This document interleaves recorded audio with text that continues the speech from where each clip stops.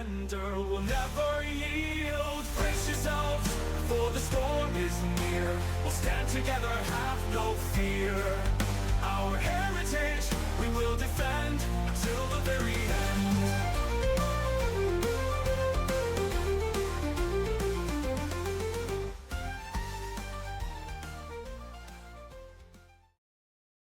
Something that I came to understand yesterday that blew my mind is like what last week was 2 Av, right? And the week before that was Tisha B'Av. Tisha B'Av is the time when uh, the Jews mourn the loss of both their temples. 2 Av is a time of rejoicing. In fact, it's in Judges 10:10, I think. But it's the tribe of Benjamin who are basically they're going to go extinct because they can't intermarry with the other tribes. 2 Av was a day set aside where this was allowed to intermarry, so they'd have the men working out in the well, not the men. The women would go and dance out in the grape fields, the vineyards, and the men would come in and steal them away. I mean, it was all agreed upon and they all knew it, but they'd come and steal them away, and this is how they allowed for the preservation of the tribe of Benjamin and how they intermarried. Otherwise, they would have gone extinct. And a lot of that has to do with their tribal land laws. So there's a reason for it.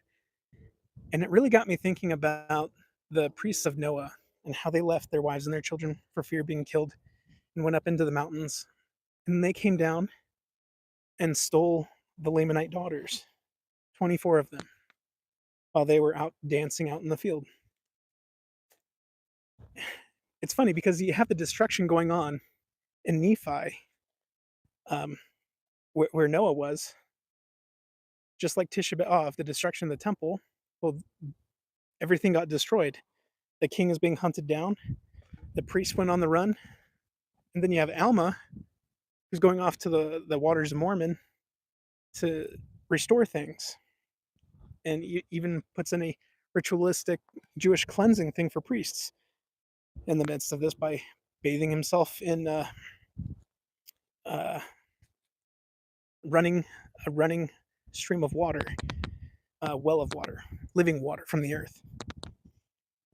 Well, then it's funny because the timing works perfectly. Because he's doing this probably on Yom Kippur, which is about a month after, a few weeks after.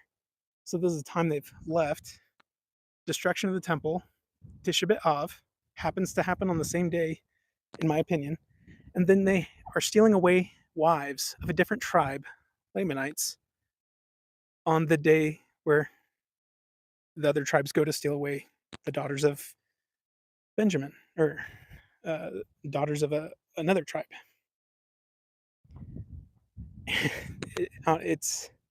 It blew my mind, and I started thinking, oh my gosh, there's so many coincidences.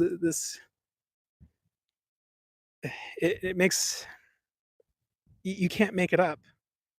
And it's funny how in Scripture the Jews are inadvertently living these temple ordinances, these festivals which happen. They are actually being lived for the actual fulfillment of these things. It happened with the crucifixion of Jesus Christ. Here we see it happen in the Book of Mormon with even the wicked priests of Noah.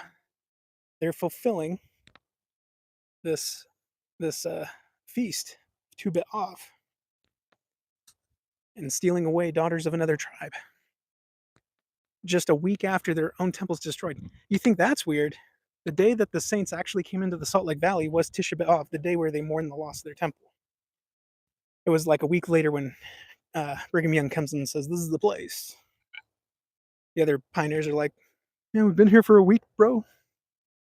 Funny thing is that Brigham Young makes contact with a Ute tribe leader, and this is the tradition on the tribal end, is that Brigham Young says he wants to intermarry with the Lamanite daughters and make them white and delightsome people again.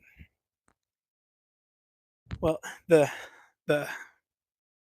verbal narrative on this for the Native Americans is that they considered this, said, "Oh, you come and take our daughters," and they go and live a pioneer life with you. They move into your homes. He thinks on it and says, very well.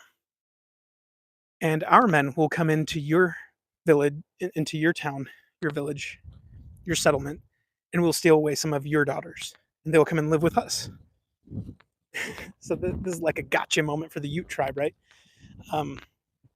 It made me think of, I wonder if that happened on 2-bit off. I wonder if that is still happening today. That that's amazing. We see that even the 2000 stripling warriors, does that still happen today? Well, President Oakes remarks about, he studied how this happened with a bunch of soldiers out of Utah during the Korean War, that they were preserved and fought off an army that should have been able to decimate them in a moment. So we are still seeing not just feel-good stories from Scripture, but legitimate miracles and fulfillment of festivals, fulfillment of prophecy, fulfillment of why the Lord has given us set days and times, and the patterns in which we carry this. The fact that we're setting ourselves up for an expansion of the Sabbath is bringing us to enter into the millennium. It's not shortening church or the Sabbath day, it's extending the Sabbath day with come follow me.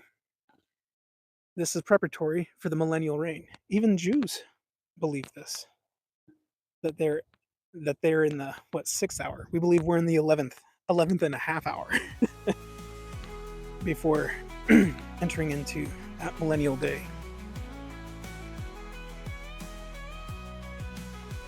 Dig through the dirt, I'll climb every step.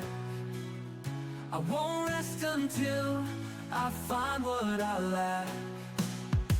Like finding a needle in a haystack, I'll never give up, never give